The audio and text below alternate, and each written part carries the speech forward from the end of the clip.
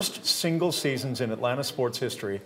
Alex Glaze is here for the people. I need no help on this one, Alex. I have lived You've through lived it. I have lived through the majority of these really bad teams. Yeah, I'm sure I don't need to tell you about any of these teams, but the big takeaway I got, Jeff, was there are a lot of teams and a lot of seasons to pick from. So let's unveil the top 5 that I came up with, and then afterwards you can let me know your pick for the worst of the worst.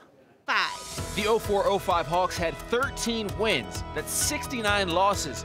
Honestly, it's one of the worst seasons in NBA history.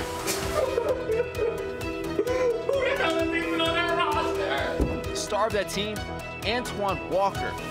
That's how bad it was. 4. You know, ever since I turned pro in 1989.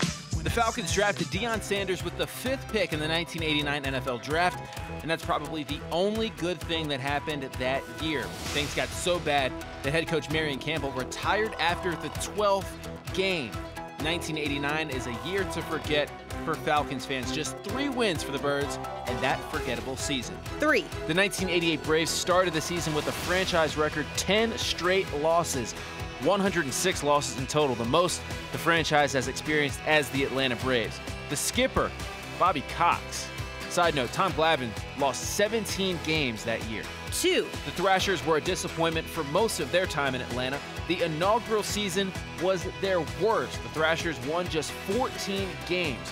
They were NHL's lowest scoring team and gave up a league worst 313 goals.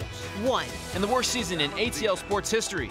The 1967 Falcons season was their second season in the NFL. They were 1 point away from going winless. Trivia points for knowing Norb Hecker was the head coach. Randy Johnson, the quarterback, had 21 interceptions that year. Jeff, that's my list. Obviously, in addition to those really bad teams, there's those teams that maybe were good but then ended, in a tough way that only the teams here in Atlanta can finish these seasons. This is easy for me. The 1989 Falcons were 3-13, and Marion Campbell, either retired, got fired, or just hopped on a plane to Florida around Thanksgiving. So Jim Hanifin becomes the interim head coach, and I'm hosting the Falcons show during those years. Mr. Hanifin, we could not pay any money, and he asked me, we asked him, what would you like? And he said he would like 2 cases of Jack Daniels. And about 3 weeks later, he was arrested outside of Johnny's Hideaway for being inebriated.